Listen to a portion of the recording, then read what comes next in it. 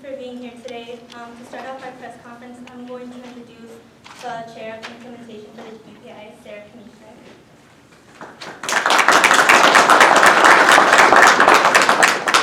Thank you, Ms. Avalos, and thank you everyone for being here with us. We're going to start this press conference today in a way that's probably unexpected with audience participation. If you are a survivor of gun violence, if you have been shot, or if you have lost a friend or family member to gun violence, please stand up.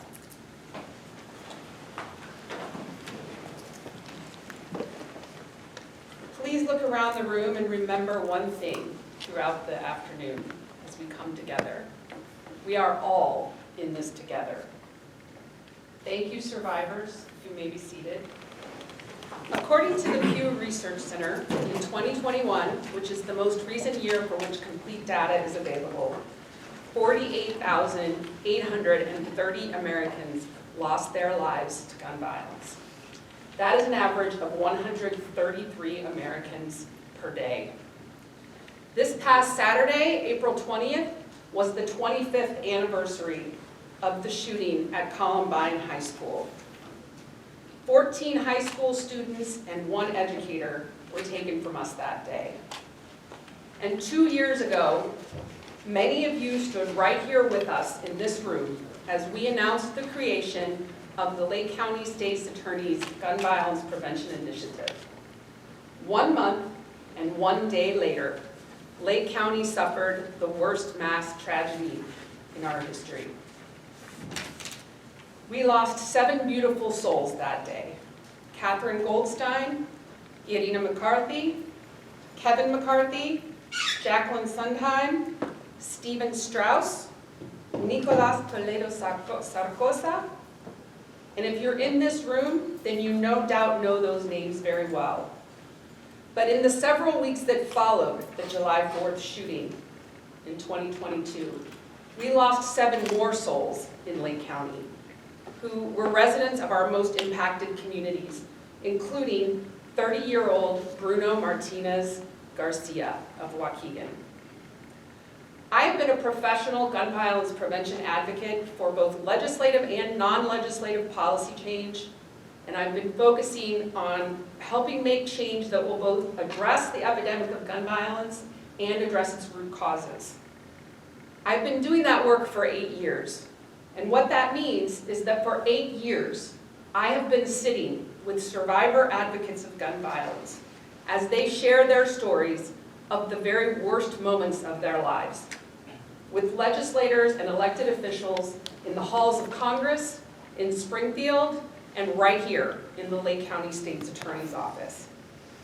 I have learned during these 8 years that without the courage of survivors, without their persistence and their determination to turn the very worst moments of their lives into action, we would be exactly nowhere in the fight to end gun violence. I have listened as they tell their stories, often through tears, over and over and over again, to persuade legislators and other policymakers to do something, anything, that will help prevent another grandparent, another parent, sister, brother, son, daughter, or friend from having to live with the agony of the loss that they experience every day.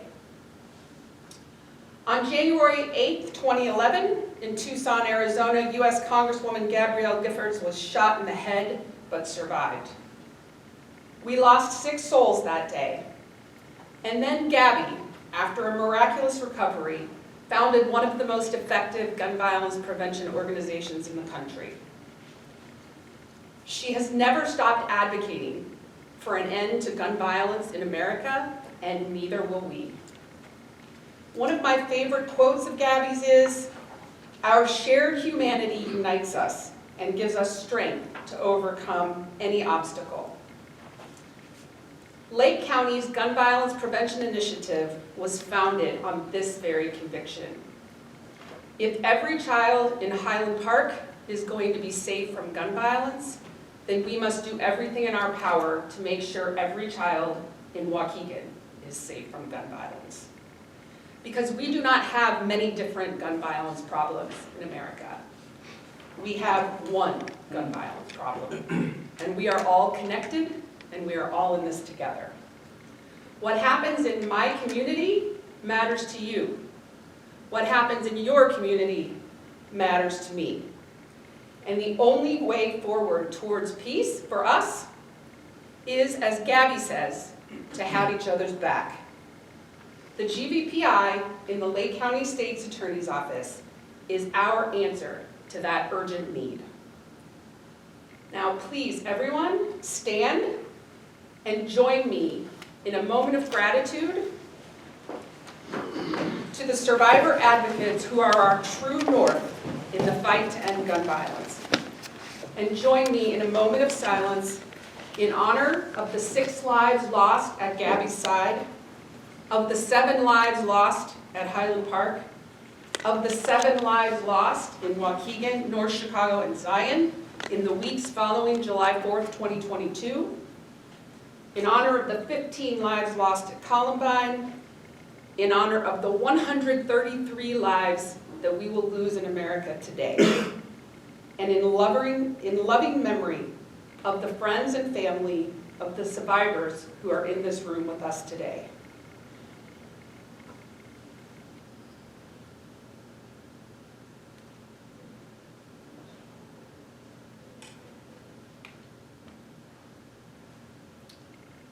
Thank you.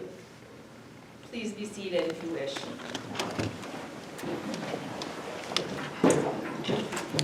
Now it is my pleasure to introduce the Chief of Government Relations and External Affairs for the Lake County State's Attorney's Office, Steve Spagnuolo.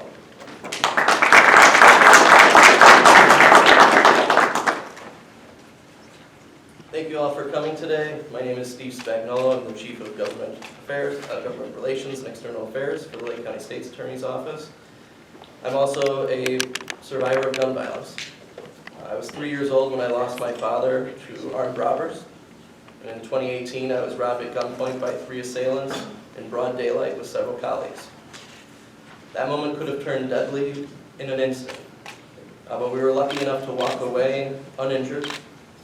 Unfortunately, in both cases, the perpetrators were never discovered, and the cases remain unsolved. When it comes to deterrence, we know that when clearance rates are low, perpetrators are willing to roll the dice, versus when there's certainty of incarceration. Thanks to the dedicated detectives of the Lake County's law enforcement agencies and State's Attorney Reinhardt's focus on improving the office's cyber lab, we can proudly say that homicide clearance rates have increased from a low point of 52% in 2017 and 56% in 2020 to as high as 77% in 2022 and 71% in 2023. And I expect that that number will increase as investigations continue. Back in 2020, the Cyber Lab had to turn away nearly 70% of Android phones. 70%. Now with upgrades from our federal grants received in 2021, the office can get into nearly 100% of perpetrators' devices and find critical evidence to clear cases. In 2022, our office was able to assist law enforcement investigations on 77 cases involving gun offenses, anything ranging from homicide to aggravated unlawful use of a weapon. And in 2023, that number was 98 cases. That's just cases. And that's just gun offenses. That's not even counting the multitude of other offenses that the Cyber Lab investigates. But it's not good enough just to focus solely on putting people away for crimes they committed when we know that with the right tools and services, we can help prevent this behavior in the first place. That is why I'm so proud to work in the Lake County State's Attorney's Office, because we can support effective prevention efforts without taking away from innovative law enforcement tools. In all the discussions I've had with our GVPI team, the Lake County Peacemakers, our assistant state's attorneys, and law enforcement alike, the one thing is clear. We need to use all the tools in the toolbox to tackle the epidemic of gun violence in this country.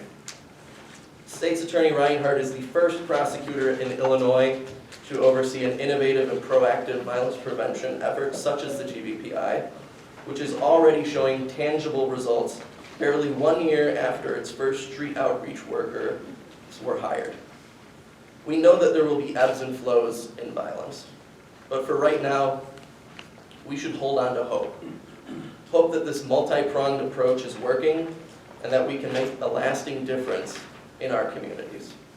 And now it is my pleasure to introduce the man who fought to bring all these resources to Lake County, State's Attorney Eric Reinhardt.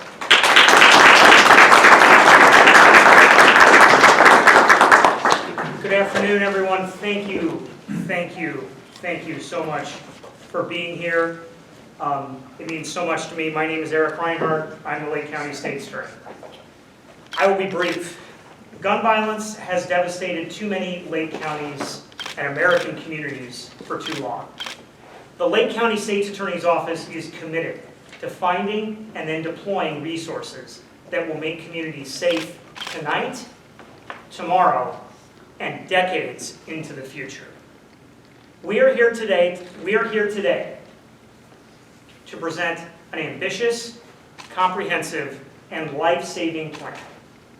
But before I go any further, and to underscore some of the points that my friends and colleagues have made, as many of you know, this is National Crime Victims' Rights Week. This is National Crime Victims' Rights Week. And it is so critical that we talk about prevention during this sacred week.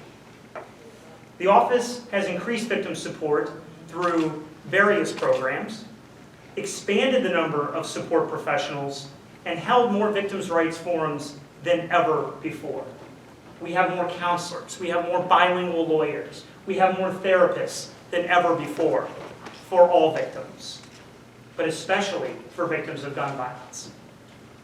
As we strive to support all of those victims, we know that prevention stops crime before it happens. I cannot think of a better time to publish this 45-page report and plan than during National Crime Victims' Rights Week. The mission of the GVPI, and really the mission of all law enforcement, state's attorneys' offices, community-based organizations in this work, it is so great to see so many friends here, is that there is no more gun violence and there are no more victims. That is the mission of this work. We could not perform this mission at the GVPI without some of the incredibly important people who are here. I want to start with Mark Jones. Mark Jones is the Waukegan Township Supervisor, and the Waukegan Township is the manager of the Peacemakers.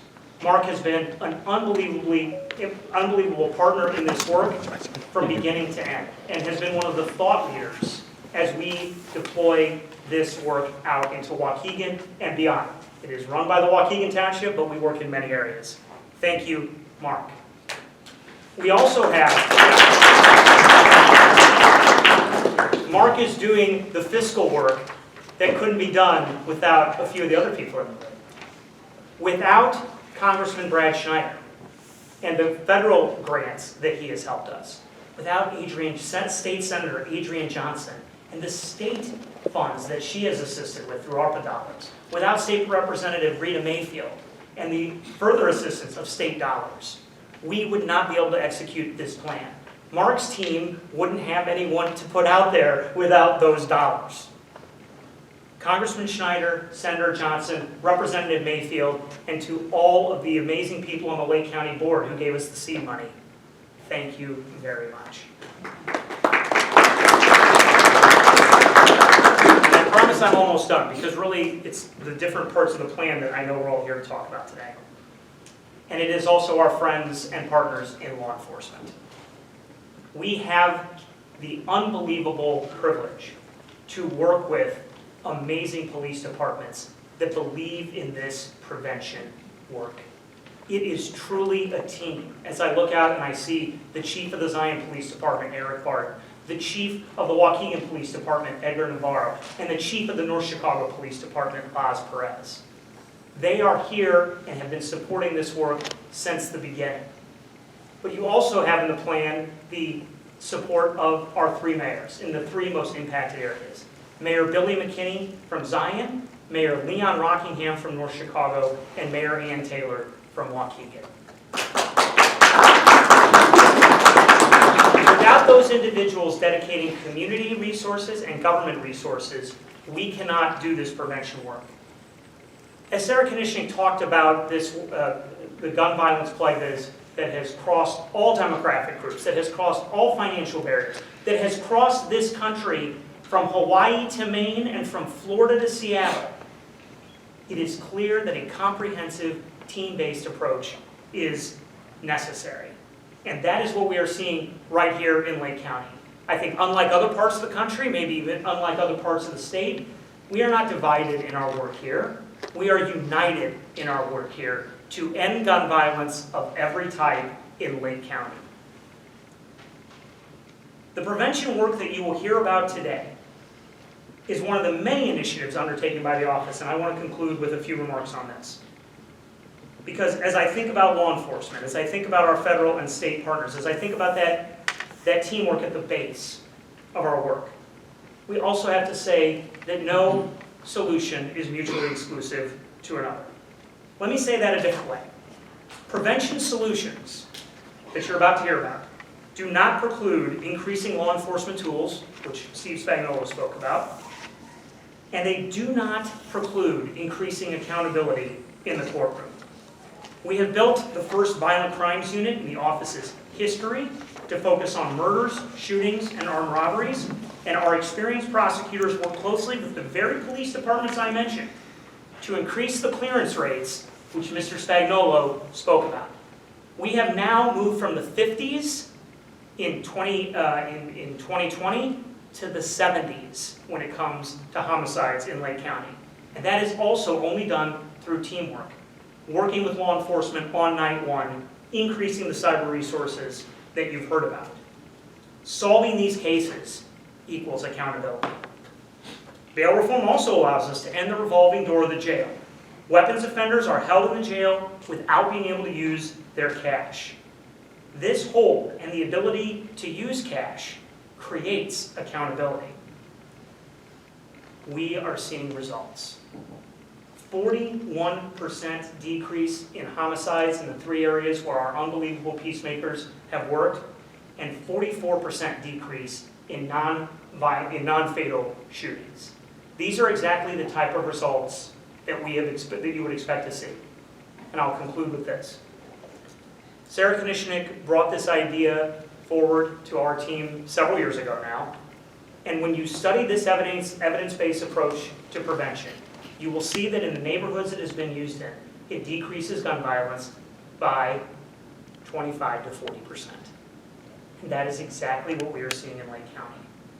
The goal of today is to lay out, and it's 45 pages, so I hope you all have your QR codes, is to lay out the plan and to lay out the comprehensive nature of that plan to continue this prevention work, to clearly and transparently say what our goals are, to clearly and transparently say what our programs are, and to clearly and transparently say what we hope to accomplish in the area of gun violence prevention. This prevention work fulfills our moral duty to help others. That's what I think of on National Crime Victims' Rights Week, to fulfill our moral duties to help others.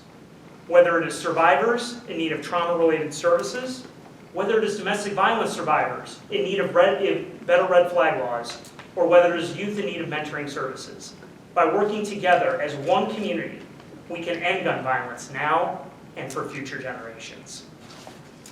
I am thrilled to introduce next Tiara Lemon, who is the director of our GVPI. As a leader in this space, I have learned a lot from Tiara. I've learned so much from Tiara. She has her master's in social work. She has worked with gun violence survivors and victims for several years in San Francisco, in Chicago, and now, since July of 2023? July of 2023, we have been so lucky to be led by her in all of these comprehensive efforts. I will turn it over to the GVPI director, Tiara.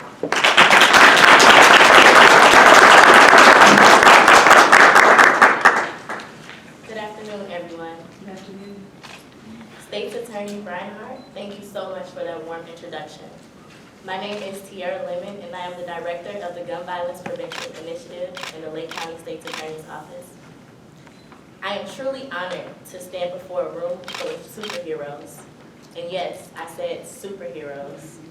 Superheroes are defined as people with extraordinary powers who save others from danger. And that is exactly what comes to mind for me when I think of each and every one of you and the work you are doing to make Lake County safer every day. I'm aware that many of you, quite like myself, know the detrimental impacts of gun violence all too well. But my hope is that we as a community can become less familiar with the heartbreak that gun violence causes and more acquainted with the healing there is to come. And I believe that this violence prevention plan is the roadmap to exactly that. And I say that not only because our public information officer, Ms. Avalos, made it look so beautiful, but I say it because I believe we are on the path toward a safer Lake County because we made this violence prevention plan together as a community. And in my opinion, anything that is made with everything in mind and everyone in mind is something that holds a solid foundation for sustainability. As many of you have probably heard over and over, one of the main goals of the GVPI is to foster collaborative approaches. And I must say that when I look at this plan, that is exactly what I see. I would like to thank State's Attorney Eric Reinhardt for trusting me with such a complex task. I would like to thank my entire team for the day in and day out dedication and undeniable passion for this work. I would like to thank community-based organizations and partners who this work is nothing without. And I would like to thank all Lake County residents for holding me accountable as we continue to create solutions together. You are now about to hear from some amazing speakers as they discuss each component of this violence reduction plan and the overall GVPI. I will pass it to an international community violence intervention expert who we are extremely grateful to have working with us, Marcus McAllister, to talk to you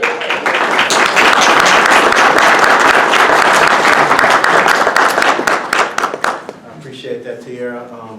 So they told me no one else did this, but I'm going to do it because people do mess up my name. And I'm going to say it's Marcus McAllister. They told me to spell it, M-A-R-C-U-S, last name M-C-A, capital A, L-L-I-S-T-E-R.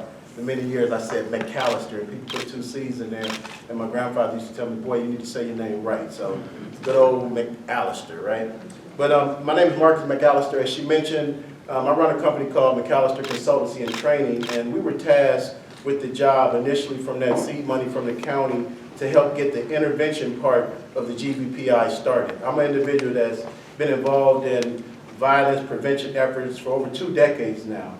And I started my career right here in Waukegan. So when we did the press conference here 2 years ago, it was kind of surreal to come back all the way around and find myself in a new capacity. See, I started out on the ground as someone that was intervening with outreach components, interruption work, etc. here in Lake County. So when State Rep Rita Mayfield reached out to me and told me that the State's Attorney's Office was considering launching this GVPI with the help of Sarah Konishnik and others, she said that I should probably sit down and talk with them, because I spent most of my career helping other neighborhoods and other cities across the country. So it was refreshing that we were going to do something in my backyard where I live at and where I lay my head when I am at home. And so I was tasked with that job through MC&T to help with the, as she mentioned, a room full of, and I think about the group we hired, a group full of superheroes, right?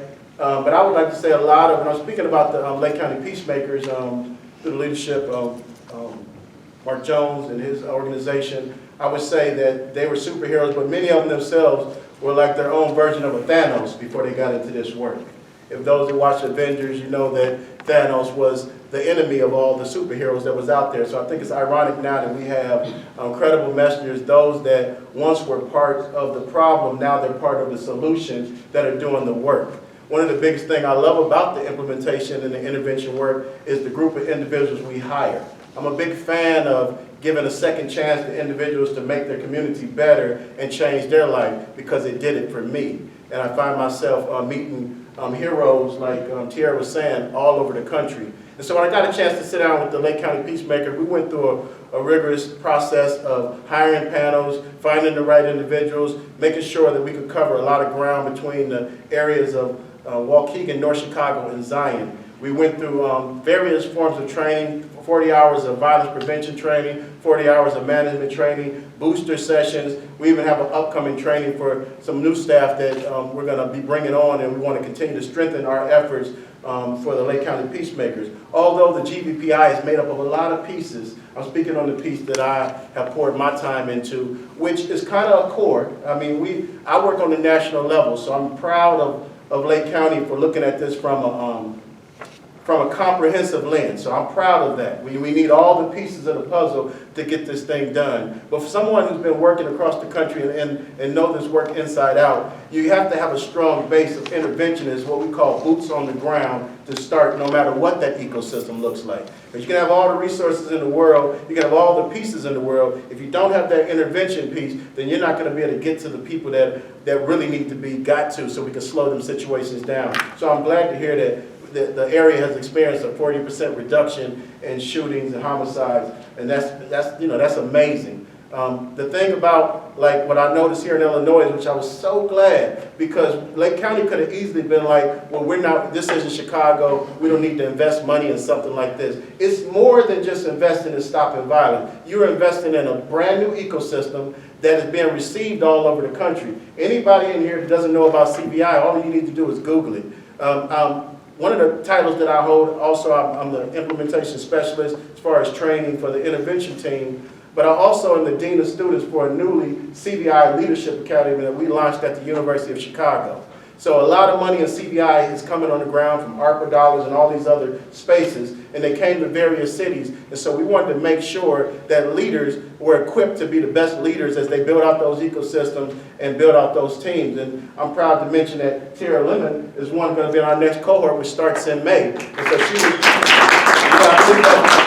so because we had over 200 and some applicants apply for this second cohort. Our first graduation was at the White House with all the interventionists that are doing CVI. So why do I bring all this stuff up? Not to brag on myself or let you know I've been all over the place. I want you to know that Lake County, the GVPI, is on task and on track in what everybody else is doing in the country. We're not being left behind. And we're not saying, oh, we're a suburb up north, so we don't need all of this. No, we need all of this. And we need to be able to hire individuals and give them the tools they need to continue to be peacemakers so we can work in parallel. We're not working with law enforcement, we're working parallel. They have the job that they do, we have the job that we do, but we're working underneath the same thing, as to find a better and safer area to work in here in Lake County, because we're tired of seeing babies being killed. The last title I hold, I'm a pastor locally right here in Waukegan. My church is right down the street, Jesus Name Apostolic Church, where I'm proud to serve as a pastor. And as a pastor, we've had too many funerals in the past at our church from gunshot victims. So this work means a lot to me, and I'm proud to be somebody that's come back full circle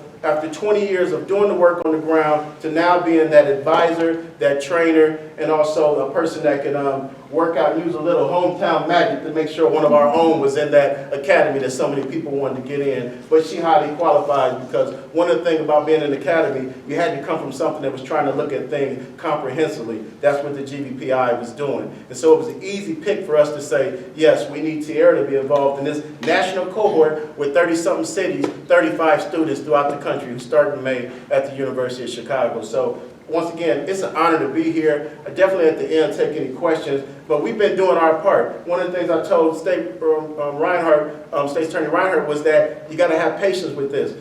People tend to think that this is a fast process. It's not a fast process. It took us a long time to get in this mess. It's going to take us a little while to get out of it. But you got to have patience with this. It's not just like snap your fingers, oh, we got peacemakers, GVPI, they put money, and all of a sudden everything goes away. You got to give it time. You got to support it. And we got to continue to have this going. Last thing I say, because I'm a straight shooter. At the end of the day, I got to give Eric Reinhardt his props, because At the end, I love all the mayors up here in Lake County. I love all the different political leaders and stuff. But one thing he did, he was assertive. He filed for some of that ARPA dollars that we were pushing. I went on 19-city tour across the country, tasked from Ambassador Rice, myself and Dr. Chico Tillman, to go around the country and let mayors and counties and cities know that you can use some of your ARPA dollars to fund initiatives like this. And we fought for it. There was $0 given before we started our tour. We did 19 cities. We went to 21 cities in 3 months. And when we started $0, by the end of our tour, $2.7 billion was allocated to the ground towards this work in the country. And that all comes from galvanizing community, people, and that's what we did. We got together. So when I heard that our own backyard was considering giving ARPA dollars to start this initiative, and when we found out that we was able to get DOJ funding, shouts out to Steve Spagnola for his part and all the filing of the paperwork and stuff, because we are a DOJ recipient. If you really want to go back and find out how good we're doing, look on the DOJ's website, and they list 7 organizations in the country that they gave money to, and they call Lake County one of the innovative processes of using the DOJ money to do this work. Why they say that? Why they say that? Because there's not another state's attorney in the country, I know because I travel, that has said, let's do this way. And when I sat down with him, he said, Marcus, do you think we could do this? I said, yeah, as long as you get it into the community. As long as you make it a community thing, we're not against it where it's being housed, just make sure it gets to the people on the ground. And he did just that. He backed up his word. We got the money into community. Waukegan Township, as I mentioned, with Mark Jones took this on, and we got this ball rolling. Now, we got a lot more to go, and there's a lot more pieces that I can't speak on because there's other people that's going to speak on them, because we know it's an ecosystem. So it's not just about the Lake County Peacemakers. I'm just telling you where we started at. That's our core. We don't plan to just stay there. This thing is not all just about the Lake County Peacemakers, but they are the front line. They're going to do the stuff that all the other programs, all the other services that don't have to do, because they're going to put their lives somewhat on the line. They don't have no bulletproof vests, don't have no guns. They're out there using their know-how, their training, and their reputation to stop some things. Lastly, I'm a pastor, so you know I got several closings. Lastly, I'll say that I have been training and going and checking on the implementation of the site. Myself and Dr. Chico Tillman, I can't forget him because he's a partner with me on this. We visited the site, and while we were visiting the site, 2 or 3 of the staff had an in-the-moment mediation that they were doing. And I know the details of it because I know the individuals that they were mediating. And I was proud because they had these 2 individuals that had differences with each other, potentially shooting at each other, and they were in the office and they got that thing to calm down. And these weren't just anybody. These were individuals that would only come to an office to sit down and talk if it wasn't for the strong individuals that Lake County Peacemakers have on their team. You got to have good credibility when you're doing this work. You just can't be somebody who said, we just want to stop it. They want to know it's somebody that's been there and done that. So when them staff brought those 2 individuals in, those 2 individuals knew they were coming into something with somebody that know what it's like to be shot at. Because one of the peacemakers that brought him in been shot at many times. And he was my participant when he was young. And now, not young, but he was my participant years ago. And now today, he's a peacemaker. That's a story within itself we have to talk about on another time. So with that, I'm going to bring up the next speaker. Somebody that I've gotten to know. I marched with March for Our Lives in Highland Park, and I met this outstanding young lady. And I could tell out the gate that she was serious about gun violence, and it didn't matter if she was in Highland Park or any parts of the country. You knew that she was going to push and fight for things to happen. I saw her in D.C., I saw her at the White House, I saw her in all type of things, because she pushes and really is serious about seeing change in communities when it comes to gun violence, and she's not allowing anything to stop her from doing that. And that's none other than a good friend, the GVPI specialist, Miss Rachel Jacoby.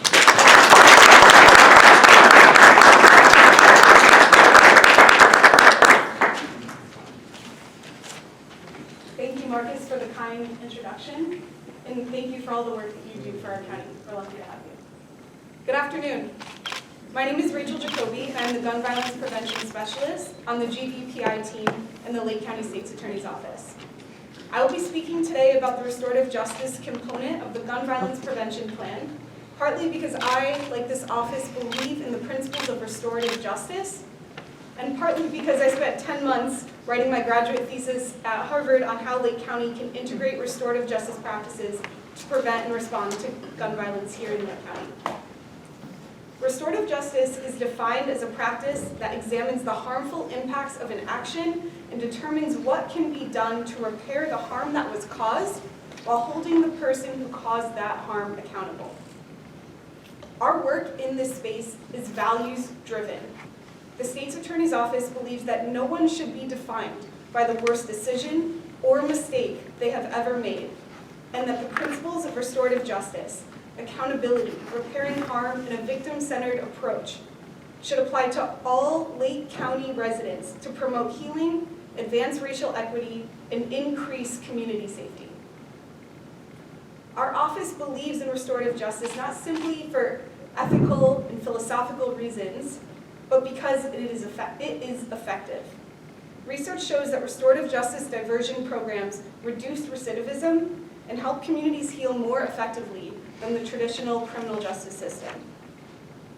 One study found that diversion halves re-offending rates and increases quarterly employment rates over 10 years. And these improved trajectories persist 20 years out, particularly for young Black men. The Lake County State's Attorney's Office currently leads 3 primary restorative justice programs. The first is prosecutor-led diversion. This program is where our office will defer those with non-violent offenses to programs where they receive support for substance use treatment, mental health, and more in exchange for their charges being dropped. The next program is specialty courts, which provide a treatment-based approach to address an individual's needs. And the third program is the statewide first-time weapons offender program, which is a program that provides rehabilitative services like educational and vocational training, as well as counseling and community service to young people under the age of 21 in exchange for nonviolent weapon offenses charges being dropped. Our work in restorative justice aligns with the mission of the GVPI to address the root causes of gun violence here in Lake County.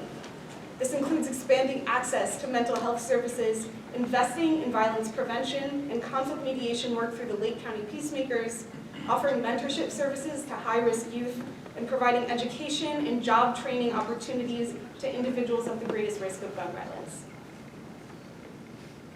Restorative justice in the context of the Gun Violence Prevention Initiative is grounded in preventing unnecessary incarceration and criminal convictions for non-violent offenders and eliminating racial disparities in the legal system to reduce gun violence. So with that, it is now my pleasure to introduce Sandra Bankston, the GVPI Chief of Victim Services.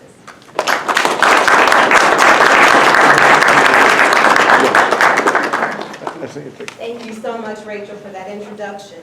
And as she stated, my name is Sandra Bankston. I am Chief of Victim Services for the Gun Violence Prevention Initiative. And as you can tell this afternoon, we are very passionate about the goal, our vision of seeing a community that is free of violence. And I want to just reassure you that as the Gun Violence Prevention Initiative strives for utopia of having no gun violence in North Chicago, in Waukegan, in Zion, and yes, indeed, throughout Lake County, as we envision this world as it should be, we're mindful, though, of the world as it is. And I say that to say that victim services are the center, are the heart. We will not lose focus. As we go for prevention, we will not lose focus of what is needed for those who have been impacted by gun violence. Victim services in the Lake County State's Attorney's Office has a long-standing foundation. And what we want to do in the GVPI is to expand on what we already have, to recognize the fact that to say that you have closure is a fallacy, but instead to help people to understand that you can take what you have experienced and take that healing and convert it into a mission and a passion, and I can tell you that that happens every day. We want to help people to heal and to become resilient and to help others who have had the experiences of being connected, being touched by gun violence. And as you saw in this room earlier, when County Board Commissioner Konishnik asked to stand if you have been touched, almost everybody has. And quite frankly, I believe for those who didn't stand, if you took a couple more minutes and thought about it, you'd think of someone. So as a result of that, we want to make sure that anyone who has been victimized, and I mean whether that be last week, last month, last year, a decade ago, that we do things to wrap our arms around those who have been impacted, that we help in terms of providing trauma-informed therapy. Not only trauma-informed, but for those who are currently impacted, that it's free. And yes, I did say free, for those who have been impacted in Lake County. We want to be a leader in providing community healing.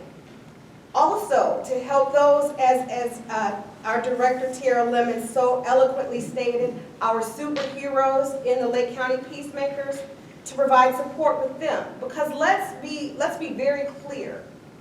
We have individuals who themselves were on one side of the violence, but have turned their lives around and put themselves out there to help others. But yet they're constantly, by doing so, by helping others, they're constantly putting themselves in the possibility of being triggered from their past experiences. And we want to always also be mindful of that.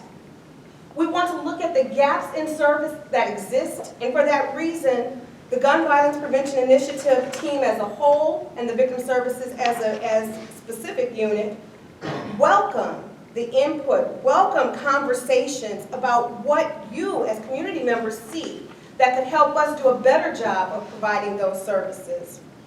And then we also want to make sure that every single day we are mindful of putting in the forefront and amplifying the voices of those who have been lost, those who are not able to speak for themselves, that we use that to center our work, to fuel us. When we get frustrated and we meet the barriers that we know we will meet, that we remember that this is the reason why, because we want that world as it should be.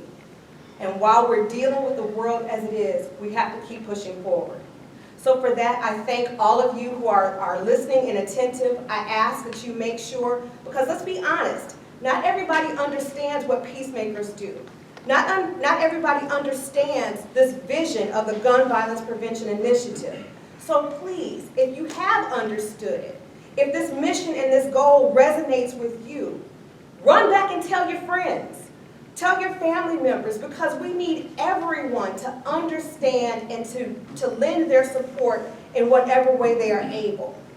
And with that, I thank all of those, our community members, our elected officials who have helped to make this possible. And I invite Congressman Schneider to come today at this time. Thank you.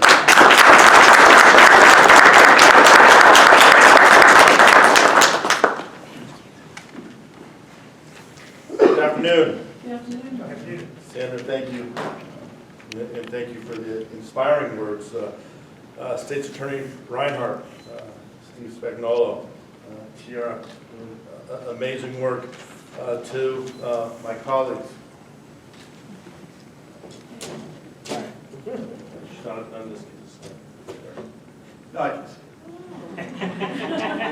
To Senator Johnson, to Representative Mayfield, chiefs, to all the distinguished guests, more importantly to friends, because we are a community. I am honored to be here, but there is no more important place than here to be. And I'm grateful to be a part of this, so thank you. Senator, as you were talking about impact and recovery, I am named for my great uncle, who I never knew, my Uncle Sam, who was murdered in 1943. And when I first got into politics a little more than a decade ago, I reached out to my family in Denver and said, we talk about it, we never really talked about it publicly, so I'd like to talk about this. And so this was around 2011, so 70 years after his death, and it was like I pulled a Band-Aid off of an open wound. Families never recover from the impact of gun violence. And as everyone who stood up recognizes, it's something that stays with us forever. And that's why the work to reduce gun violence, to reduce violence in general, is so important. It's who we are as a community. And the work that State's Attorney Reinhardt is doing, that this community is doing together, the saying, an ounce of prevention is worth a pound of cure. If we can stop but one, as the saying goes, to save a life is as if to save the entire world.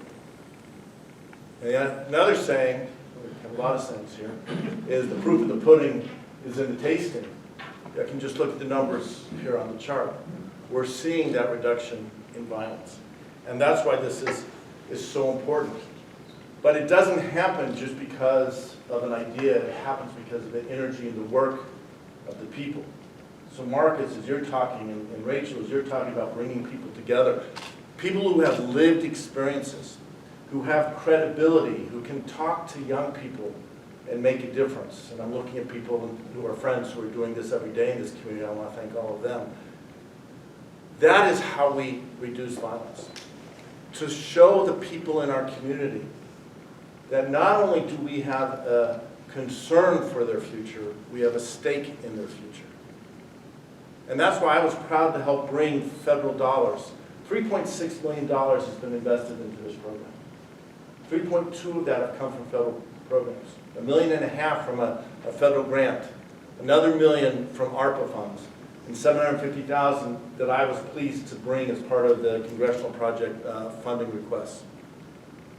All of that came to this community because of the leadership we see in Lake County. And the awareness that the programs in Lake County can actually have a direct impact and be a role model for the rest of the country. And that's why I'm so grateful to be a part of this and so committed to making sure that this isn't just a set of charts on a wall, but actually is a reflection of the community we are. And I'll close with this. I'm not a pastor, I'm close once. I'll close with this. I have a privilege on this side of the camera to see all the people in the room on the other side of the cameras. I see our community coming together. I see people we talk to on a regular basis. It's up to us to make a difference for our children. This is about the future of our community. And if we can continue to do programs like the Gun Violence Prevention Initiative, and continue to invest in education, and continue to believe that the future of our kids matters, then we can do, as Sandra noted, we can do what we have to do, which is ensure our kids inherit the world as it should be, and as it could be, and not the way that it is today. So thank you for doing this. It's a privilege to be a part of it. I look forward to continuing our work together. It is my honor and privilege to introduce my colleague, State Senator Adrian Johnson.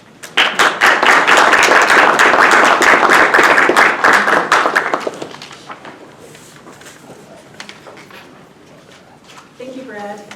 Good afternoon, everyone. I am Adrian Johnson, A-D-R-I-A-N-E, J-O-H-N-S-O-N, State Senator of the 30th Legislative District. I want to thank State's Attorney Eric Reinhardt and his amazing team for bringing this innovative program to Lake County. There's definitely a need for that, so thank you very much. It takes courage and outstanding leadership to take on this initiative. As someone who has experienced gun violence firsthand and experienced the detrimental effects of losing someone to gun violence, I understand how imperative it is to implement legislation and to support those who are fighting against perilous acts of crime. I am proud that Lake County, through the Gun Violence Prevention Initiative, we are investing incredible tactics to reduce crime and sustain lives. That is so important, and I am so proud that I was able to advance Senate Bill 79 just last week. And Tiara Lemon, she is quite remarkable, because let me tell you, after the appropriations hearing, the chair of the committee said that they are doing amazing work in Lake County, and that's all they're asking for? It's just $1 million. I mean, they're very modest, and they're asked because they are doing the important work of the people. For that, thank you very much. So the funding provided through Senate Bill 79 will continue to support this incredible work that the Lake County State's Attorney's Office is doing through the Violence Interrupters Program, and you heard them being referred to as superheroes. I do recall being in a part of that petite town hall, and Ombre from North Chicago, he isn't here today, but he refers to these brave men and women as the special forces, that's like in the military. So thank you for the incredible work you're doing. It's evidence-based approaches to trauma-informed practices and community-grounded approaches have proven its validity in changing our community for the better. Senate Bill 79 is a significant step in the fight against crime and gun violence. However, it is not Senate Bill 79 alone. Together, as a state, we are on a mission to reduce crimes and save lives. As we know, in 2021, Governor Pritzker declared gun violence as a public health crisis. This year, Governor Pritzker continued to make safety of families and community a high priority.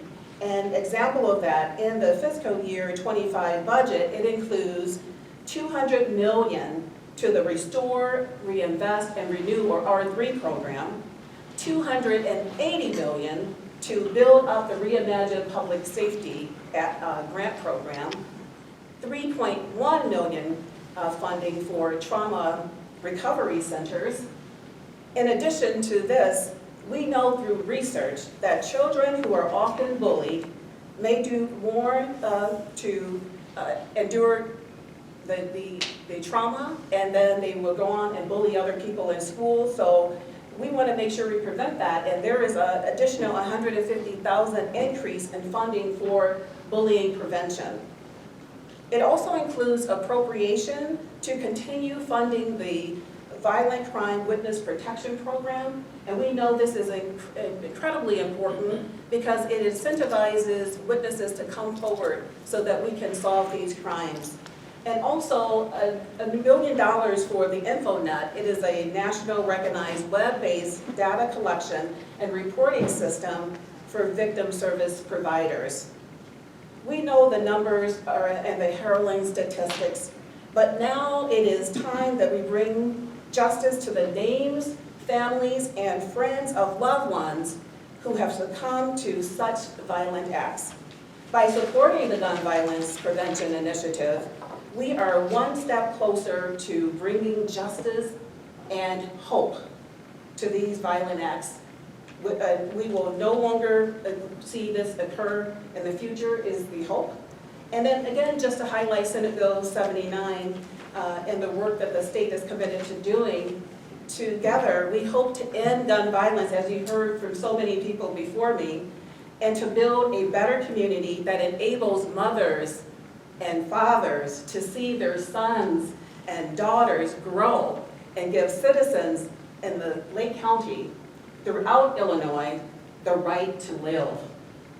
And for that, I want to pass it over to Dylan Offhoff. He is the Chief of Staff for Representative Rita Mayfield.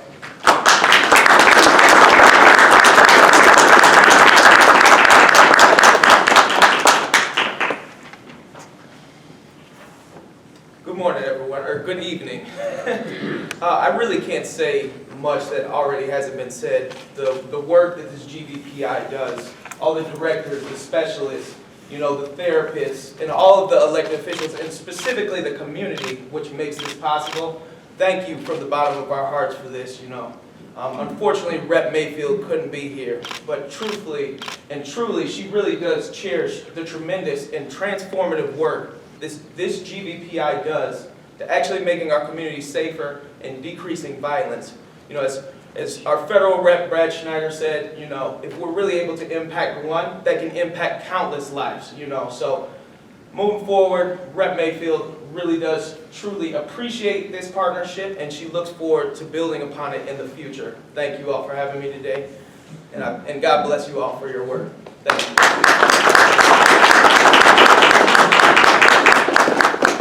Thank you. Next, we will have Elizabeth Leahy from the Illinois State Police Firearm Safety Council. We've talked with a lot of our pieces, and we're sort of in the firearm risk reduction Beth works for the Illinois State Police and does training on firearm restraining orders, clear and present danger, notifications, and many other pieces. We've been very proud to work with her in the State's Attorney's Office on getting the word out about those red flag laws. Beth Wright.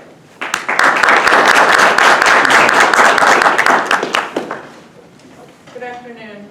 It's really good to be here with everyone today.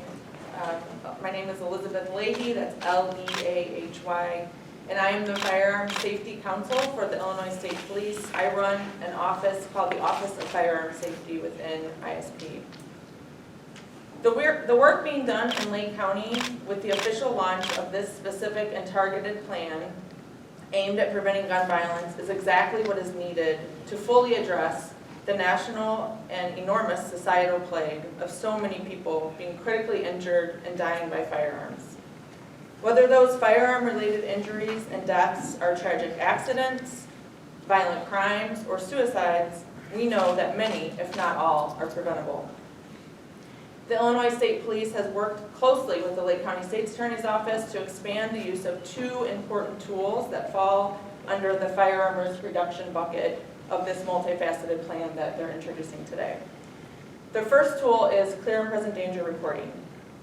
ISP expanded the use of clear and present danger reporting, and that allows medical and mental health professionals, as well as law enforcement officials and school administrators, to report to ISP people who are posing a significant threat to themselves or other people.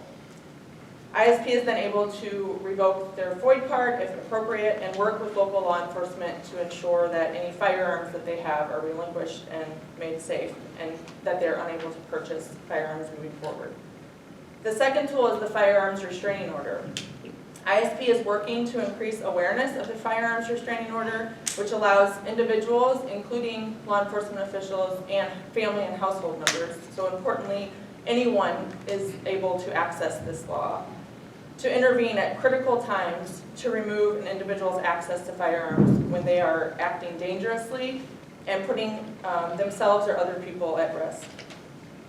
Firearms restraining orders and clear and present danger reporting are highly effective tools. I see it every day in the work that I do. But they're only effective when people know about them and know how to use them.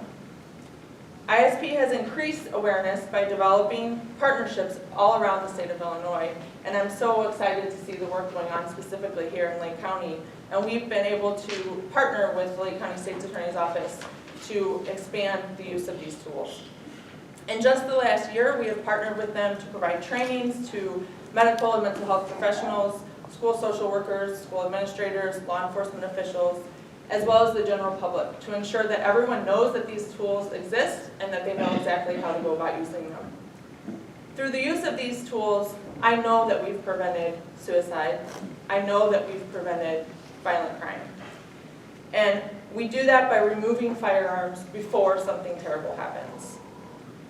ISP is honored to continue this work with the Lake County State's Attorney's Office to increase public awareness, to increase education, and to better implement these important life-saving tools so that we can continue to reduce injury and death by firearm.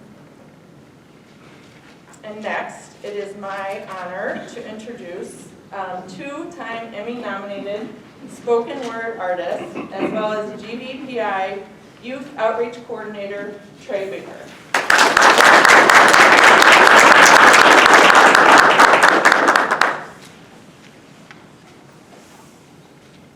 Peace, everyone. My name is Trey Baker, Treybaker. It's an honor to be here. Thank you so much, Councilmember Leahy, for that introduction.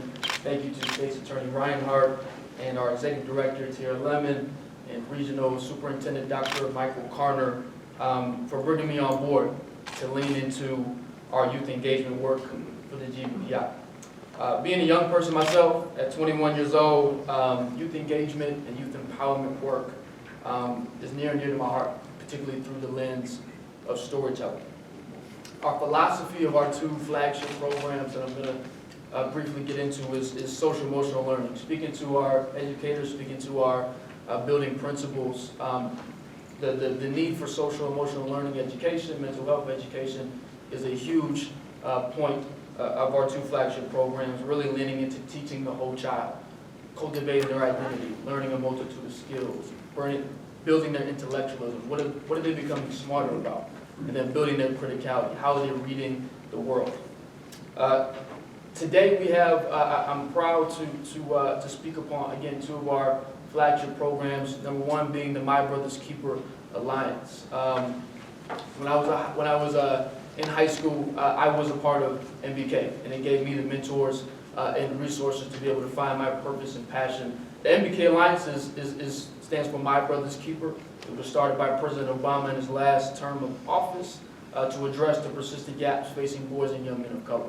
And so we've been able to take some of that framework and work with our educators, work with our building principals to be able to really lean into establishing what a leadership development program looks like for our boys and young men of color, using our partnerships to be able to expose them to opportunity and ultimately hope. Second of all, we're proud to be able to expand our Greatness is Our Story, which you heard in my introduction, spoken word is near and dear to my heart. And so our Greatness is Our Story is a program that I had the honor of co-creating with Scholastic Publishing Company, and I'm excited that we're bringing it here to Lake County to help support young people, particularly the middle school age group, in the arts and spoken word specifically. We're tying in a greatness focus, which is that social emotional component, and tying that into how do we get them to tell their story, practice their voice, understand how we can move mountains, and understand how to tell their own story. And so rather than just talk about it even more, I want to show you. We were born with a spirit to drain, a fire inside, an eternal flame that guides the why. That's why when I get down, I get back up. A generational path you can't interrupt. The universe I've touched, nature has chosen me. When I step outside, I see what's really inside. My body is free, my skin feels like butter, my soul can fly. Out of a cocoon I rise like a butterfly, so fly and keep on flying. Under the branches and under the leaves is the light that carries me. All my sisters and all my kings don't just live, but be. They tried to bury you inside, but they didn't know you were a seed. Everywhere you go, that is your creed. You don't need when you've got everything you need. My body is somebody that holds the right to what we all embody, the right to dream, the permission to believe. Thank you.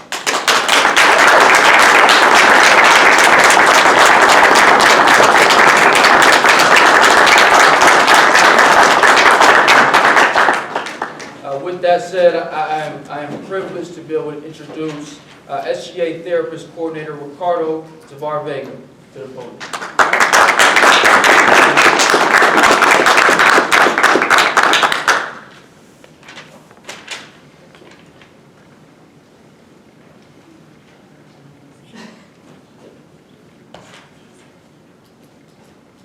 Thank you very much, Mr. Grateful, for bringing me on board, Ms. Giera, for bringing me on board to participate in the GVPI. Thank you to State's Attorney Eric Reinhardt. Good afternoon, everyone. My name is Ricardo Tovar Vega, R-I-C-A-R-D-O, T-O-V-A-R-V-E-G-A. And it is my pleasure and honor to co-chair the Public Liaison Committee for the VPCC and the GVPI. As trauma-informed practitioners, we understand the complexities navigating multiple healthcare systems, resources, and organizations to access mental health and behavioral health. I represent SGA Youth and Family Services in Lake County. SGA stands for Strive, Growth, and Achieve. Our youth serving organization has a history of delivering social services for more than 123 years. The dedication of women reformers like Jane Addams, Edith Abbott, Ida B. Wells, as well as their passion for protecting children continues to be the hallmark of SGA's mission today. I'm a social worker, therapist, crisis counselor, and coordinator for various programs that utilize the lenses and approach of a trauma-informed behavioral health. And this is because of the high rate of efficacy as an evidence-based approach, 85%. In my role as a co-chair for the Public Liaison Committee, it is crucial to identify and highlight the points of convergence that occurs within the resource ecosystem. These points of convergence are critical to build and deploy quality, comprehensive, wrapped-around services, holistic in nature, and competent in both culture and language. Together, we assist at-risk individuals and their families to destigmatize accessing services. The asking for help, being vulnerable to do so, can no longer be a barrier for accessing social services. On the contrary, when we acknowledge our limitations, we are strengthening our internal capacities to be resilient during the face of adverse experiences. This is an important way to think and talk about trauma when we have a mind shift from quote-unquote being strong to being wiser. We are intrinsically getting motivated to participate fully in the overall life of the community. In Spanish we say, buscar ayuda ya no es una barrera. Seeking for help is no longer a barrier. This integrated ecosystem approach creates new sources of value for our partner organizations across sectors. The new sources of value are characterized by your active collaboration and engaged participation, thus allowing us to fulfill a variety of cross-sectoral needs in one integrated experience, the GVPI. At-risk individuals are at the center of any of our collaborative discussions, planning, and reflections. We meet them where they are, in relation to their struggles, in relation to their motivation, in the relation to their mourning, in the relation to their grief, in relation to the pain and suffering that for many represents living beyond their losses. We continue working with one another and asking ourselves this question: what's our organization's degree of reliability to come forward, get together, and maintain at the center of the discussions those who are at risk, our children? Thank you.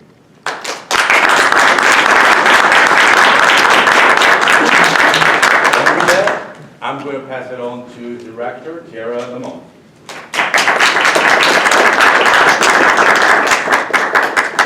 Thank you. Can we all give them a round of applause?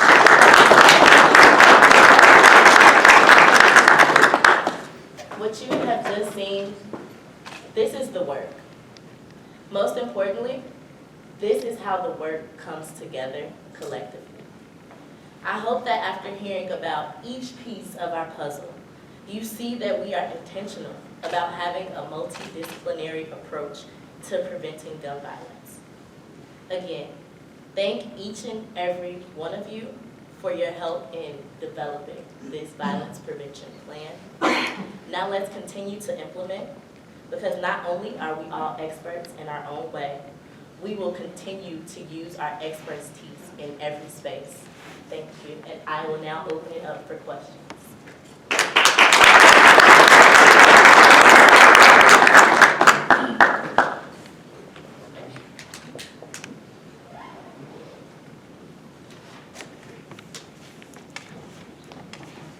Questions? Anyone? Sure. You go, brother. Yes. Yes. Good. First of all, let me just open up, and I appreciate you guys putting this on today, and extend a couple of gratitude. One, definitely I'd like to extend gratitude to our state Senator Adrian Johnson. Many times we have funding that come into the area, but this is one of the first years that, thanks to her, that she's been able to support us in giving funds to do the work on the ground, and also to our and also I would like to say that I want to thank you also, Mr. Reinhardt, when it comes to the Restorative Justice Program. I do recall on a couple of occasions this year where there was a couple of situations that I was able to come to your office where a couple of young men, if not for the Restorative Justice Program, they would have maybe been downstate somewhere. So thank you for that. But my question is, when we're looking at preventive and we're looking at prevention of violence, we know that nothing prevents violence like job opportunities. So when we drive up and down the highways and byways, and we look at, there's millions of dollars that come into this area in Lake County, but after we pass Lake Cook Road with the construction training program, funding that comes into our area, it's definitely not meeting where you see the lack of blacks on these construction job sites. So with that being said, I'm really hoping, I'm trying to find out what is going to be the solution as to where the money that is coming in for construction training programs is actually matching up to the lack of blacks that we do not see on the job sites. So if anybody can definitely speak to that question, I appreciate it. Of course. So I will start off by saying that I do believe that is a solution that we can all find together. And I'll also say that in our realm of youth engagement, Trey is working with different organizations and companies to provide those apprenticeships where that lack is. In addition to our resource ecosystem, where we are partnered with Lake County Workforce Development and the Lake County Peacemakers to also provide those opportunities where there's a lack. One of the things that, particularly as we were implementing, and board member Sarah Konishnik and I, we sort of did a little bit of a tour, right, Sarah, to different partners, and I really appreciate your question, Brother Blanks, because when you read our plan, and when you read our plan, you'll see the talk about opportunity. You'll actually have a great section about root causes. That's really this sort of academic, intellectual dive into root causes and the lack of economic opportunity, the lack of education, education equity, even the lack of fair housing, the lack of healthcare fairness. All of these things are mentioned as root causes in the plan. The reason I love the plan so much is that it's 45 pages, and that's still not long enough, right? The problem of gun violence is a deep problem in this society, and this is just, we are showing you the work that we are trying to do locally. But to go back to the point I was making about Sarah, one of the first places Sarah and I went was to Lake County Workforce Development and DeMar Harris. And we wanted to show him what this program could be. Our peacemakers who are here, they work with DeMar Harris at Lake County Workforce Development so that we can make those connections on jobs. I personally, I remember referring a woman who had lost her son to gun violence. Somebody who was in the trauma and saying, I need help. I made the reference to workforce development. Those are the heroes. I'm just a person who made a reference. Those are the heroes who work every day with people to find jobs. And so your question is so important. I think in the model, it's addressed in the resource ecosystem. We could have so many people up here, right? We could have our friends from the health department who provide counseling, right, Ricardo? We could have every teacher in Lake County is working on violence prevention, because we know that the lack of education is itself a driver of crime. And so this whole place could be filled with hundreds, thousands of people in Lake County who are doing this work. What I'm proud of our office for being able to do is, with the help of people like State Senator Johnson and Congressman Shiner and Rita Mayfield, is to bring the money here to talk about this as a comprehensive problem and to talk about how we can get deeper into the root causes. That was a long answer, but it's an important topic. It was a long question. Carlos Smith from the Crazy Riot Show. Kind of a collaborative question. Maybe for Marcus. Marcus, what model is Lake County closest to other models in different cities that you've kind of matched with the boots on the ground? What other cities kind of match the small proximity, but we do have maybe a large action in a small area? What other models have you seen in the country that match our demographic? Yeah, so in this work, like I would say, what we're doing up here is a combination of, so when you think about CVI models, there's your street intervention, there's your hospital-based, There's your GVI stuff, and then obviously having the wraparound services. I think that we match up with a lot of the smaller locations that we worked at. I mean, we're doing this, some of this work has been done right now. If I just think of the state of Illinois, I'm a TA for the state of Illinois as well. So we have Aurora, we have Rockford doing this work as well. We have East St. Louis who has started to do their version of CBI. None of them are doing GVPI, so let's just make clear on that. They don't have like an office that's having the whole comprehensive, but as far as the street intervention piece, the stuff that the peacemakers are doing in the community, Carlos, places like Chester, Pennsylvania, Mount Vernon, New York. I'm trying to think of areas that are not that big, but they are smaller areas. And recently, we are doing some work in Richmond, Virginia. I'm talking about me and my company and stuff. So we're on par with a lot of those other cities.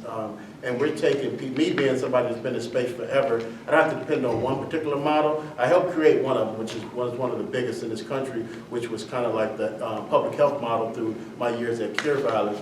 But that's not enough now, so we kind of make it gumbo. So we got a piece of that. We're using a piece of some things in Chicago that we learned. We're going to do the job. I'm glad they mentioned the job stuff because, you know, I was on the ground when Ready first started in Chicago, and they had the stuff that we do with the participant. There's another model called the Advanced Peace Model. I respect Dr. Bogan, who started that model, and that model is where you do a fellowship with your participants. And these are things, if I know anything about this progressive group, we'll add all those things in the mix to what we're doing up here, but give it our own thing, because we don't have to be succumb to nobody's particular model, but we can take pieces of it, Carlos, and make it right. To follow up, how do you keep, because obviously police interaction and that type of line of work is kind of frowned upon, being on the boots.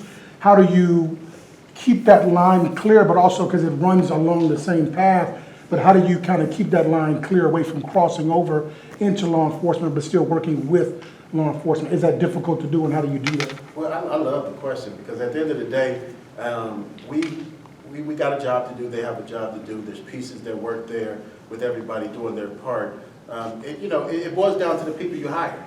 I mean, we're in a community where we hire credible individuals who are from Lake County, who are respected. And so, we're not worried about that rights whatsoever, because we know we're not the police, we're not the neighborhood watch, we're not the guardian angels, we're not none of those other initiatives. We are the Lake County peacemakers using our credibility to get in front of things that never have to make it to a law enforcement or never have to be something that's a crime, because we're trying to stop stuff on the front end. And if we can stop it on the front end, then it never gets to a point where it's a matter of that. And then the last thing I'll say about that, and the way these programs work throughout the country, it's it's a one-way street. Like, we would love for law enforcement to give us, say, hey, it's hot over here. We'd love for the peacemakers to go over there, but we don't share any information whatsoever with law enforcement, because we got a job to do. We out there in the community. Our credibility is on the line, and we can't risk our credibility for no one just to get something done, and then our program gets sunk. So we never want to come off like that. I'm not worried about the guys. I know the whole team. They solid. And so I'm not worried about anybody looking at them as being law enforcement, because we're in a small community. When you're in the big cities, you gotta walk, real lightly, because there's so many people. But listen, everybody knows everybody up here. We know if you're right, we know if you're wrong, and we know if you are that person. But I don't think there's not a soul in Lake County that's gonna say anything about the Lake County peacemakers and have that perception, because I know where you're going with that. But yeah, it's been fine. And all the police chiefs that I've met with, and early on we're doing this, they've been total support of this. And they understand the work of this. I said this at the first press conference. We know that disrespect in communities that we work in could get you killed. But disrespect is not against the law. And if it's not against the law, then you got to have somebody out there that can, if I can use a lack of a better word, that can police the disrespect. And that's what the Lake County peacemakers do. They're trying to get in front of things before they happen, so they never even have to be a situation to cross over. But I respect and appreciate the question, Carlos. Sure.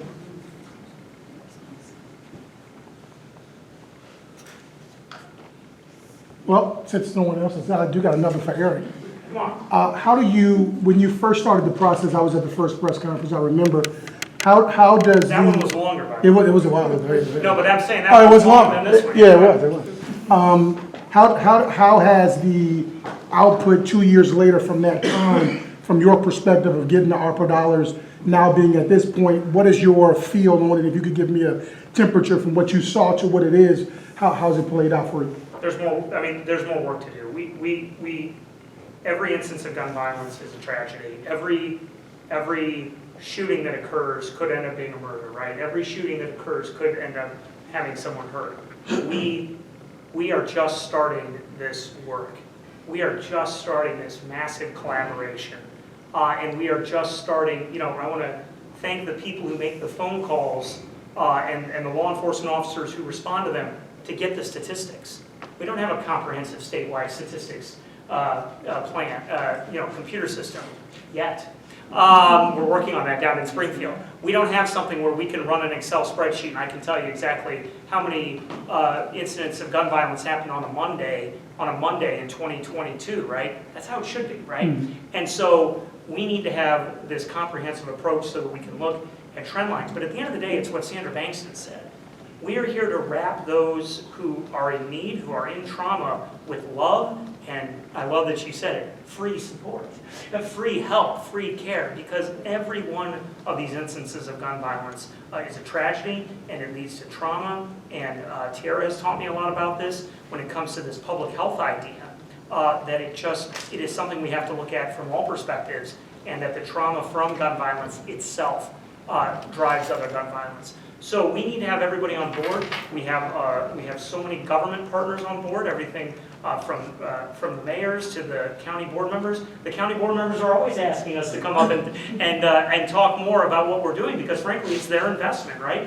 When Director Lemon goes and speaks to the budget committee, she's not just talking about future needs, which she is, but she's also talking about our past too. We recognize that we have to show results. And those results, I think, are in the individuals that we help and on the victims and survivors that we support. And frankly, the points that Steve made about making sure that we are acknowledging that we can have higher clearance rates because law enforcement is doing so well, because we are getting different technology and staying on top of it, but then talking about it.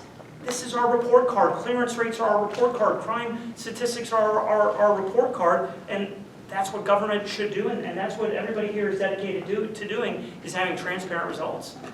Last one. But there's a lot, but you asked me what my feeling is, that there's just more work to do. And this team can do it, this team is doing it, and I can't thank them enough for their late night hours, for the work that they do. They don't get enough credit for that, and the work that they do is just amazing, and they are so dedicated to this, and it's really beautiful to see. Nice.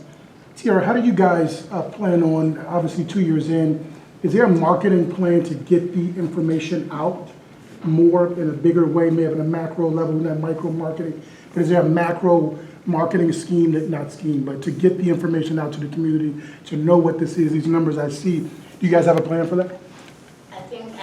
I think as of lately, we've been leaning heavily on our community experts and seeing what works best for them, right? Because we can come up with a marketing plan, but that marketing plan may not reach those who are being impacted the most. So I think that's where the GVPI, we're really looking for the expertise that's in this room and that's in this community to let us know how would you like that information brought for everybody.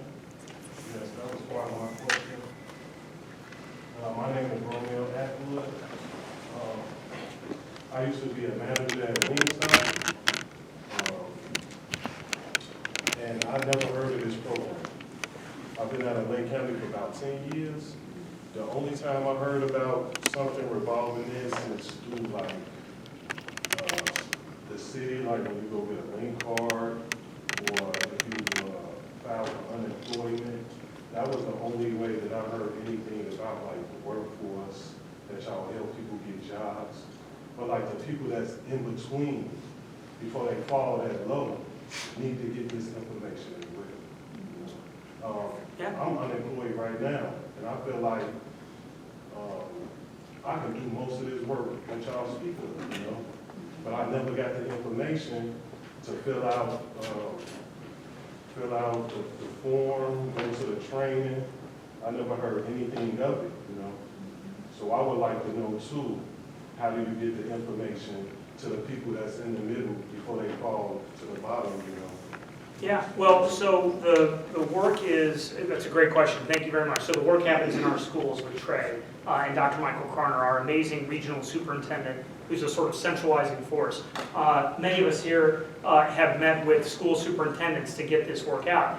But to some extent, we have, how many do we have, Sean? Sean's our amazing director. Do we have 10 or 12 peacemakers? 12? 12. 12. We have 12, and we need many more. The funding that we have secured is hiring victim specialists. It's hiring peacemakers. It's building these programs, but we are literally just starting. And so we get the word out through our community partners, through our government partners, through our schools, through the health department. We haven't talked enough about our hospital partnership with Condell Advocate, where our peacemakers go there and directly speak to those who are in the trauma, maybe only hours after the incident, if they've been injured or their loved one has been hurt. And so we are starting this work. Carlos said 2 years. I think it's probably a little bit less than that, but we certainly have been touting that we have the money for that time. I'll certainly say that. But in terms of putting people out there and building these programs, it takes time. But to some extent, it's a conversation changer. We have to talk about prevention.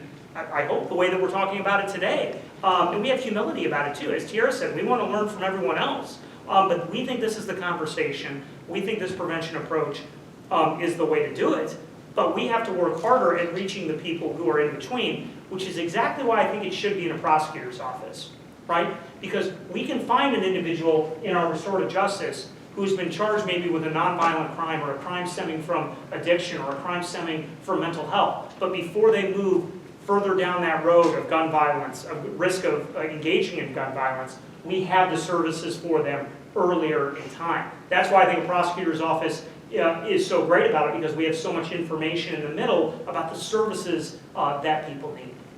Again, a long answer, but such an important question. May I stop Yeah. that? Thank you. I'd just like to add a little extra information to State's Attorney Reinhardt's answer to your question, sir.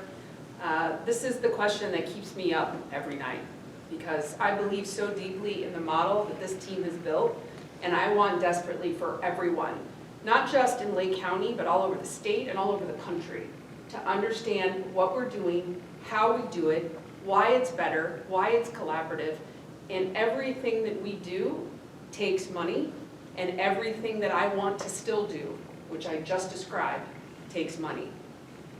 Because of the amazing work of this team, and in particular Steve Spagnuolo, every single public dollar that the Gun Violence Prevention Initiative has applied for, it's received. That's how outstanding the quality of this staff is. To date, well, public money is wonderful. We are so grateful for it, as we've repeated many times today, and for the people who help make it happen, like Senator Johnson.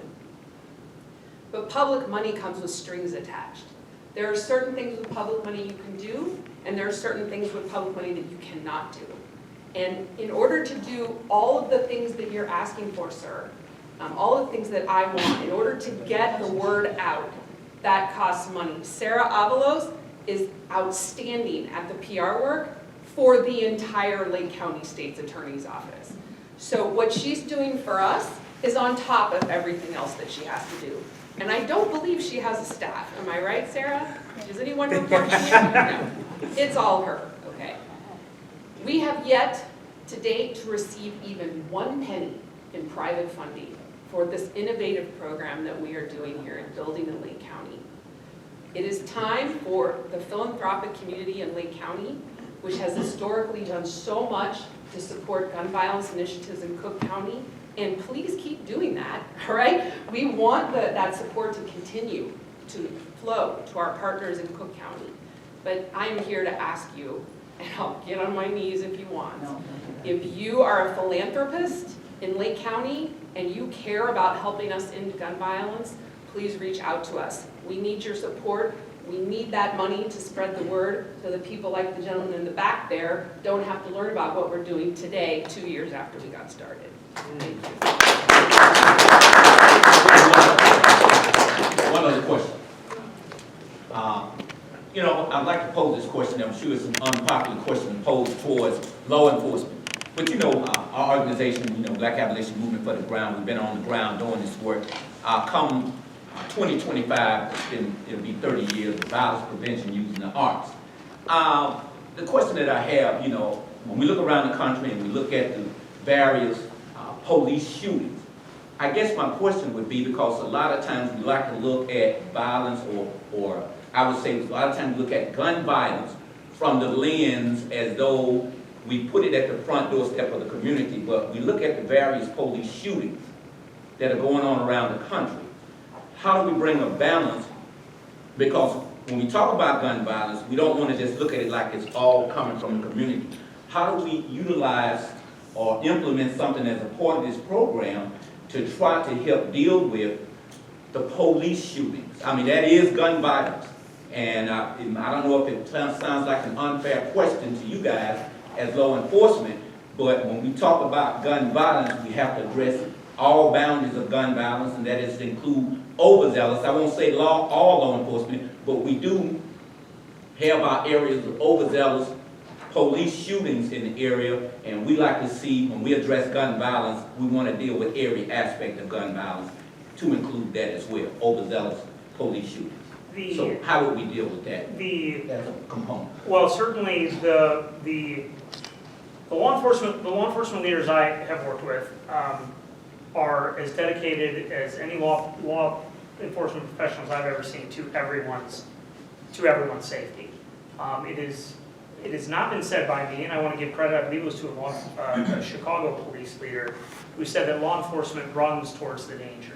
And that is exactly right. And they are critical partners, not only in the GVPI work, but in the other work that really fills the entire public safety conversation about how can we protect everybody in every community. And so when it comes to law enforcement, one, they are incredibly supportive of this prevention work. They are collaborative in every way in the broader work of Lake County. It is only, we have learned from them, many of us in this group have learned from them in terms of some of the tools that will assist with, whether it's the cyber lab, whether it's the license plate readers, whatever tools we need. The point of the Gun Violence Prevention Initiative is to talk about these prevention tools, whether it's jobs, whether it's warm handoffs with trauma counseling, whether it's recognizing that victim trauma itself ripples through communities and primarily has rippled through underserved communities historically.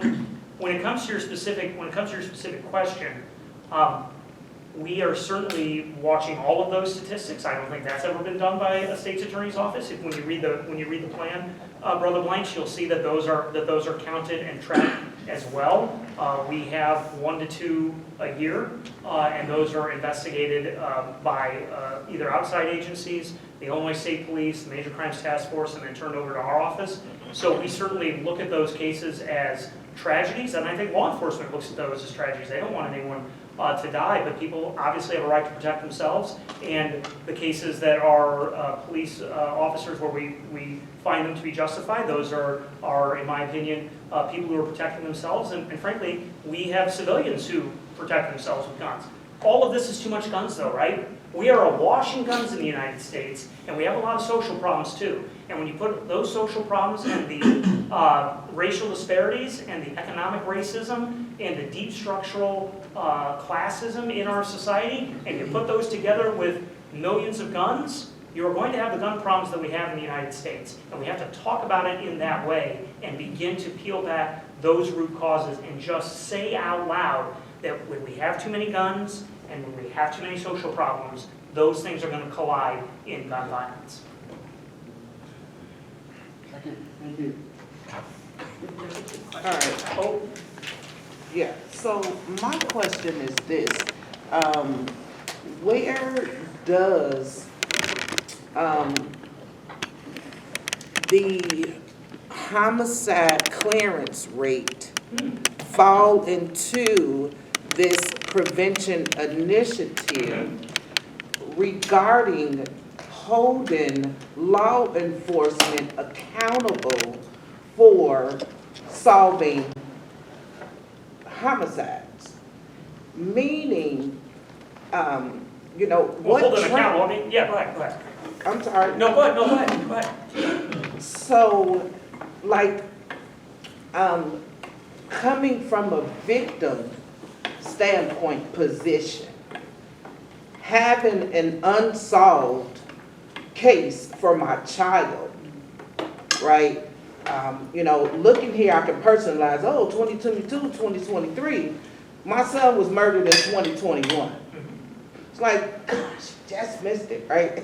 You know, type, you know, where all of this is going on.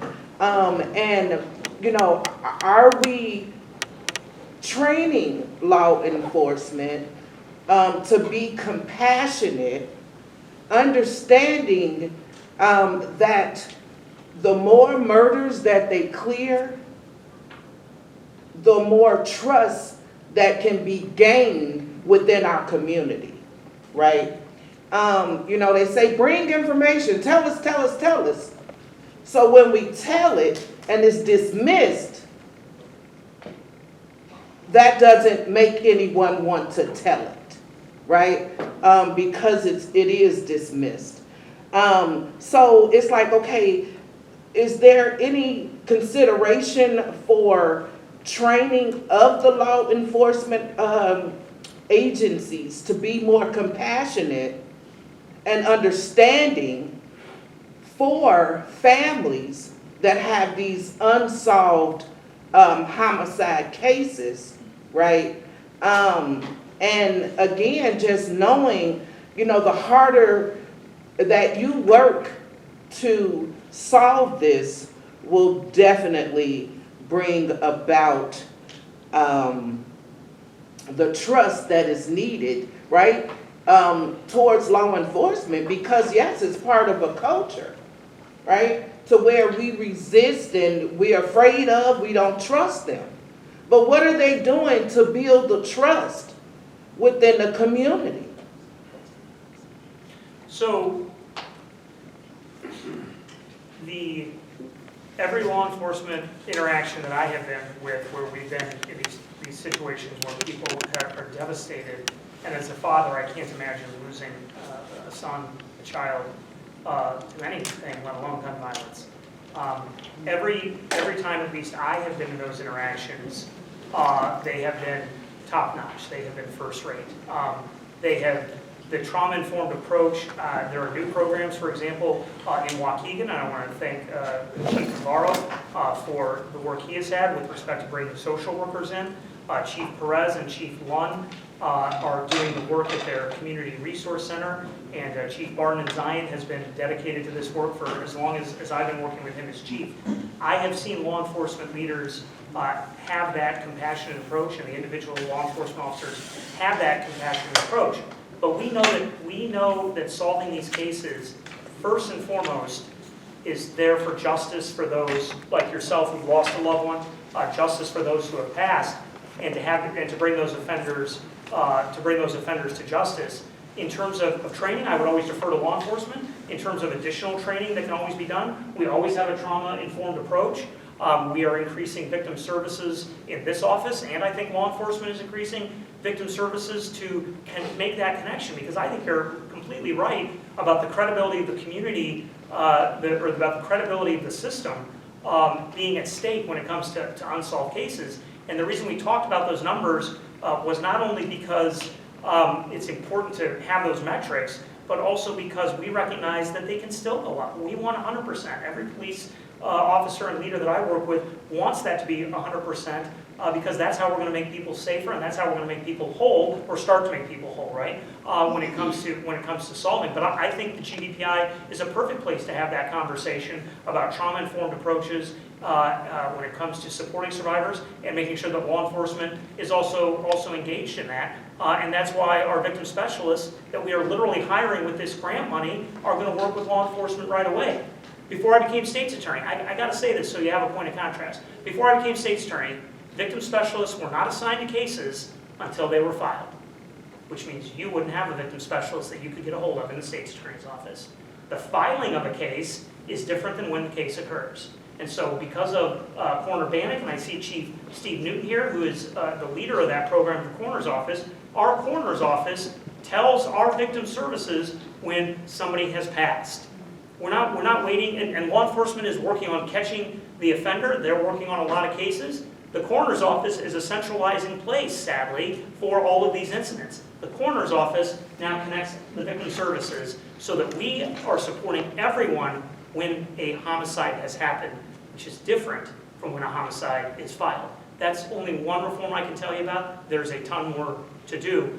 I give you that reform not to pat ourselves on the back, but to show you an example of where we are working constantly to connect those services. Absolutely. So, and I do appreciate that, and I would like to say this as well. So yes, I was informed of the services that were offered to victims from the state's attorney's office, and I have benefited greatly because of that. So, and I tell everyone that I come across, I let them know about it, right? But I think just more so of my personal experience with the detectives surrounding my son's case and their lack of compassion when you just ask questions. And it's becoming very difficult for me. I mean, to the point to where I don't even want to contact them, right? You know, because I get this sense of, oh, don't call me, we'll call you. And that don't feel good. It don't feel good at all. So that's, you know, my position as far as that's concerned. But I thank you so much for answering. I want to thank you for sharing that. And earlier, I made the comment that one of the things that the Victim Services Division of GVPI wants to do is exactly what we're doing right now, listening and hearing what you're experiencing, and then being able to the extent that we can, to be an advocate with the different, not telling departments what to do, but to just sharing, this is what we're hearing, and see if there's a gap in the service that we can help to fill. I don't dispute anything. I share with what State's Attorney Reinhardt shared earlier in terms of we have seen wonderful, wonderful experiences with the way law enforcement responds to things, but that doesn't dispute your own particular experience. And I hope that this makes sense. I'm a social worker, and so I look at things through the lens of like social movements. And I think that one of the things that's exciting about GVPI is if you think about, for any of you who know that for many years, if a woman said that she was a victim of domestic violence, it wasn't responded to very well. And unfortunately, that includes with law enforcement. We had this whole, oh, you know, tell him to go walk it off. But it was when people came together collectively and demanded that this isn't an appropriate way to handle this, that's when we saw change. This is Sexual Assault Awareness Month, and the same is true with sexual assaults. For many years, there was a lack of being able to have good victim-centered responses. But people came together and demanded a different way of doing things. And quite frankly, and I don't mean to sound defensive on behalf of our brothers and sisters in law enforcement, but they were reflective of the communities, of society's way of looking at things. So it's not until we come together as a society and say, this is not acceptable, this is not how it's supposed to go, that's when we see change happen. And I think we're right at this is the sweet spot. We're at a great time. You know, Tiara Lemon has only been in her position since July of last year, and she has hit the ground running.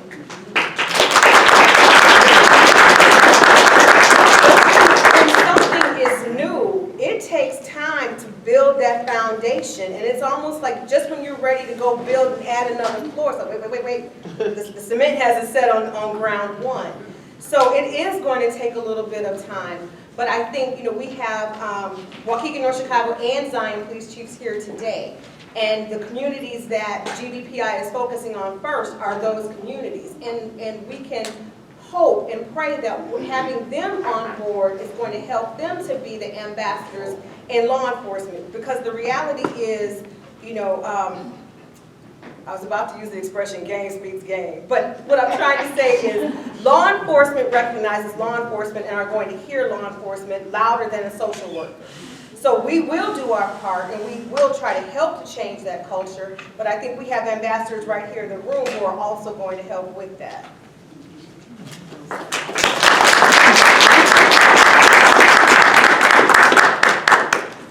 Thank you, everyone. Thank you very much.